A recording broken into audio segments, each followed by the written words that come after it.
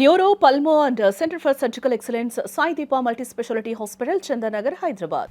So అక్కడి నుంచి ఇక్కడ వరకు ట్రావెల్ ఆల్మోస్ట్ ఇండస్ట్రీకి వచ్చి సీనియర్ యాక్టర్ అనే చెప్పాలి నేనైతే. ఇంకా లేదండి, యాక్చువల్లీ చైల్డ్ యాక్టర్గా చూస్తే మాత్రం సీనియర్ యాక్టరే. అవును, ఒక చైల్డ్ యాక్టర్ నుంచి ఇప్పుడు దాకా అంటే మాత్రం 10 పైన అయి ఉంటుంది. సూపర్. సో నాన్న ఇన్ని సంవత్సరాల సినిమా కెరీర్లో చాలా అప్ అండ్ డౌన్ చూశారు ఆకాష్ గారు. బట్ ఒకనొక టైంలో బాగా డౌన్ అయిపోయారు. ఆ డౌన్ అయిపోయిన టైంలో ఎలా ఉందంటే ఈవెన్ ద కుక్కలకు కూడా, డాగ్స్కి ఫుడ్ పెట్టలేని పొజిషన్కి నేను వచ్చాను అని ఫ్రెండ్స్కి కాల్ చేసి డాగ్స్ తీసుకెళ్ళండి అని కూడా చెప్పిన పొజిషన్ ఆయనే బయట ఓపెన్ అయ్యి చెప్పారు. ఆ టైంలో ఎలా అనిపించింది అంటే చాలామంది సినిమా ప్రేక్షకులకు కాదు, సినిమాలో ఉన్న వాళ్ళకు కూడా ఏంటి ఇంత డౌన్ అయిపోయాడు పూరి, మనం ఈ టైంలో దగ్గర ఉంటే బాగుండు అనుకునే వాళ్ళు కూడా లేరు. అప్పుడు ఒక్కడే అయిపోయారు ఆయన. ఆ టైంలో ఏంటి ఆయన మైండ్ సెట్ ఏంటి అసలుకి? అంటే ఇంట్లో వరకు రానిచ్చారు అసలు ఆ విషయాన్ని, పిల్లలకు కానీ వైఫ్కి కానీ? అంటే మమ్మీకి బాగా అర్థమైపోయింది సిచ్యువేషను. మా ఇద్దరికి అప్పుడు చిన్నపిల్లను తెలియకూడదని చెప్పి హాస్టల్లో పెట్టేసింది మా అమ్మ ఆ టైంలో. ఓకే. నేను అప్పుడు 3వ క్లాసు, నా చెల్లి 2వ క్లాసు. ఇలా మమ్మల్ని హాస్టల్లో పెట్టేశారు. మాకేం తెలియలే, అప్పుడు ఏం జరుగుతుంది ఏంటో తెలియలే. మా మైండ్లో అయితే అంత హ్యాపీగా ఉన్నాం. మా నాన్న పెద్ద డైరెక్టర్, మాకు హ్యాపీగా ఉన్నాం అని చెప్పి ఇలా అనుకునేవాడిని. కొన్నాళ్ళకి బయటకు వచ్చాక కొంచెం సిచ్యువేషన్ ఇంతకు ముందులా లేదని చెప్పి అర్థమైంది. సో ఎవ్రీథింగ్ మారిపోయింది, అన్నీ మారిపోయాయి. మేము వేసుకునే బట్టల నుంచి, తినే ఫుడ్ నుంచి, ఉంటున్న ప్లేస్ అన్నీ మారిపోయాయి. ఒక 5-6 ఏళ్ళు అయితే చాలా నరకం ఉండింది. సో ఆ టైంలో హౌస్ అప్పుడు హౌస్ అమ్మేయడం జరిగింది. అన్నీ ఇంకా ఒక కార్లు అన్నీ ఇంకా 2-3 కార్లు ఉండేవి అంతే. బట్ ఆ కార్లు ఇల్లు చూసి వీళ్ళకేంటని చెప్పి అనుకునేవారు, కానీ అవేవో ఉండేవి అంతే తప్ప. బట్ చాలా కష్టంగా ఉండేది ఆ మూమెంట్లో. ఒకవేళ మా నాన్న అలాగే ఉండిపోయి ఉంటే మాత్రం ఇప్పటికి నేను కొంచెం నన్ను ఇంక నెపోకిడ్ అనేవారు కాదేమో. స్ట్రగ్లింగ్ స్టేజెస్లో ఉండేవాడిని, ఫోటోలు పట్టుకొని ఆఫీస్లో తిరిగేవాడినేమో. కానీ ఇంకా మా నాన్న మళ్ళీ బ్యాక్ లెగడం అన్నది మాత్రం సూపర్, అన్బిలీవబుల్ మూమెంట్. నాకు చిన్నప్పుడు అర్థం కాలేదు, కానీ ఇప్పుడు ఒక ఏజ్ వచ్చాక అర్థమవుతుంది. అది చాలా కష్టం, ఇంపాసిబుల్ అది. అమ్మ బేసికల్గానే ఎమోషనల్ క్యాండిడేట్ విన్నా నేను.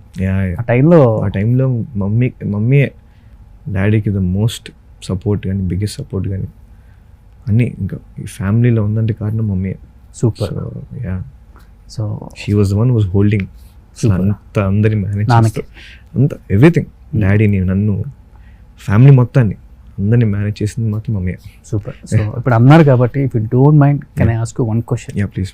సో అమ్మ ఇంట్లో, ఈ ఇంట్లో కదా, ఎక్కడ ఏ ఇంట్లో అయినా అమ్మ అనే ఒక పేరు, అమ్మ అనేది ఒక బలం మనకి. నాన్న ఎక్కడున్నా, ఎక్కడ తిరిగి వచ్చినా, ఎక్కడికి వెళ్ళినా, ఎంత సంపాదించినా కానీ నాన్న అంటే నాన్న అంతే. అమ్మ అలా కాదు. అమ్మ సంపాదించకపోయినా, అమ్మ ఏం పని చేయకపోయినా, అసలు అమ్మ మనం సరిగా చూసుకోకపోయినా మనకి అమ్మ అంటేనే పిచ్చి. అలాంటి అమ్మ ఇంటికి బలం అని చెప్పావు, నాన్నకు కూడా చాలా స్ట్రాంగ్ అని చెప్పావు. అండ్ నాన్నకు కూడా అదేవిధంగా అమ్మ మీద అంతే లవ్ ఇప్పటికి కూడా, అప్పటి నుంచి ఇప్పటికి. బేసికల్ లవ్ మ్యారేజ్ కదా. బట్ ఒక 2-3 years కంటిన్యూగా అది అయిపోయిన తర్వాత వెంటనే ఇంకో న్యూస్ స్ప్రెడ్ అయిపోయింది. మీరు చెప్తాను అంటే నేను అడుగుతాయి క్వశ్చన్. ఎస్, ఆ టైంలో డౌన్ అయిపోయారు, మళ్ళీ బ్యాక్ టు ఫామ్. పూరి అంటే ఏంటో నిరూపించుకున్నారు. బట్ ఇది పర్సనల్గా చాలామంది మీ ఫ్యామిలీ మీద కొన్ని క్వశ్చన్స్ రైట్ చేశారు. పూరి గారు అండ్ పూరి గారు వైఫ్ విడాకులు తీసుకునే స్థాయికి వచ్చేసింది, ఇంట్లో గొడవలు స్టార్ట్ అయ్యాయి, విడాకులు తీసుకుంటున్నారంట అనే మాట ఎంతవరకు వాస్తవం? ఇది ఎప్పుడు లేదు నేను అసలు. ఓకే, ఇలా వచ్చింది. ఓకే, లేదండి అసలు. It was never. సిచ్యువేషన్ మాత్రం ఎప్పుడు రాలేదు. మమ్మీయే మొత్తం అసలు అన్నిటికీ సపోర్ట్, డాడీకి ద మోస్ట్ బిగ్గెస్ట్ సపోర్ట్. ఇలాంటి సిచ్యువేషన్ అయితే అసలు రాలేదు. And I know about them and we're very happy. So ఇదైతే ఎప్పుడు వచ్చిందో తెలియదు నాకు, కానీ సో ఐ థింక్ అంటే ఏమో, ఒకవేళ అలా రాసే వాళ్ళు ఉంటే మాత్రం వాళ్ళు రాస్తూనే ఉంటారు, వాళ్ళకి ఇష్టం వచ్చినట్టు రాస్తూనే ఉంటారు. వాళ్ళకి ఏదో టైంపాస్ కాబట్టి ఏదో న్యూస్ క్రియేట్ చేయాలని చెప్పి వాళ్ళ ఇష్టం. బట్ అదైతే నిజం కాదు. ఎందుకంటే అంతమంది రాసినా కానీ వాళ్ళ స్ట్రాంగ్ రిలేషన్ అనేది అందరికి తెలుసు, మళ్ళీ రాసే వాళ్ళకి కూడా తెలుసు మళ్ళీ. ఇప్పుడు టు బి ఆనెస్ట్ అది నిజమే ఉంటే మాత్రం ఇప్పటిదాకా ఇలా ఉండేది కాదు అది. ఎస్.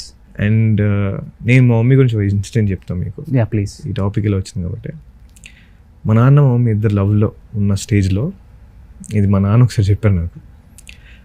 సో మా అమ్మకి ఫోన్ చేసి నేను పెళ్ళి చేసుకుందాం అనుకుంటున్నా, వచ్చేస్తామని. మా మమ్మీ వచ్చేస్తా అని చెప్పింది. నా జేబులో 200 రూపాయలు ఉన్నాయి. రేపు ఏముంటుందో కూడా నాకు తెలియదు. నన్ను పెళ్ళి చేసుకుంటావు అని చెప్పి అనంట. చేసుకుంటా అని చెప్పి వచ్చింది మా అమ్మ. సో నాకు అసలు అది విన్నాక నాకు మైండ్ పోయింది. సో ఇలాంటి ఒక అమ్మాయి ఉంటుందా, అంటే ఒక అబ్బాయిని ఇంతలా ప్రేమిస్తుందా అనిపించింది. సో అంతలా లవ్ చేసిన అమ్మాయి. సో అలా అంత ప్యూర్గా ఉండడం వల్లే ఇవాళ మా అమ్మ అసలు మా నాన్న రోజు అలా నమ్మడం గ్రేట్ అనిపించింది టు బి ఆనెస్ట్. జేబులో 200 రూపాయలు అండి. మా నాన్న ఫోన్ చేసి నా జేబులో ఎంతే ఉంది వచ్చేస్తావా అని చెప్తే వచ్చింది మా అమ్మ. సో దట్ ఈస్ రియలీ, అది ఆలోచిస్తే నాకు గూస్ బంప్స్ వస్తాయి ఇప్పటికి కూడా. సో యా, ఆ 200 రూపాయలతో వచ్చిన అమ్మ ఈరోజు ఫిగర్ అనేది నథింగ్. వాళ్ళ లవ్ ఇప్పటికి కూడా అంత ప్యూర్గా ఉంటుంది. ఎగ్జాక్ట్లీ. నాన్నలో బాగా ఇష్టమైన క్వాలిటీ ఏంటి అమ్మకి? ఆయన రైటింగ్ చాలా ఇష్టం మమ్మీకి. ఆయన డైలాగులు రాయడం మమ్మీకి చాలా ఇష్టం. And he is very strong. ఆయన వీక్ పర్సన్ కాదు. సో అది మా మమ్మీ చాలా నచ్చుద్ది మా డాడీలో. మమ్మీలో నచ్చే ఫ్యామిలీ మొత్తానండి మా మమ్మీ హ్యాండిల్ చేస్తుంది. సో డాడీ హ్యాపీగా షూటింగ్ చేసుకొని పనులు ఏ స్ట్రెస్ లేకుండా, ఏ టెన్షన్ లేకుండా, ఫ్యామిలీ టెన్షన్స్ లేకుండా చేసుకోవాల్సిందంటే అది మమ్మీయే.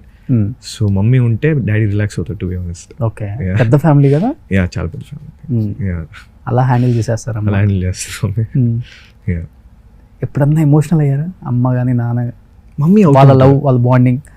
నో, మమ్మీ అవుతూ ఉంటారు about struggle time, financial issue అప్పుడు కానీ, లో అయిపోయినప్పుడు కానీ, హిట్లు లేనప్పుడు కానీ మమ్మీ బాగా డిసప్పాయింట్ అయ్యారు. డాడీ అయితే ఎప్పుడు ఏడవడం చూడలేదు ఇప్పుడు దాకా. He was always strong. ఏమో లేకపోతే లోపల బాధపడ్డారేమో కానీ మా ముందు అయితే హీ వాజ్ ఆల్వేస్ స్ట్రాంగ్. ఎప్పుడు పిల్లల ముందు అది కనిపించదు అస్సలు. ఇంకా ఆయనే బీ కూల్, బీ స్ట్రాంగ్ అంటుంటారు. సో అది ఎలాగో అర్థం కాదు.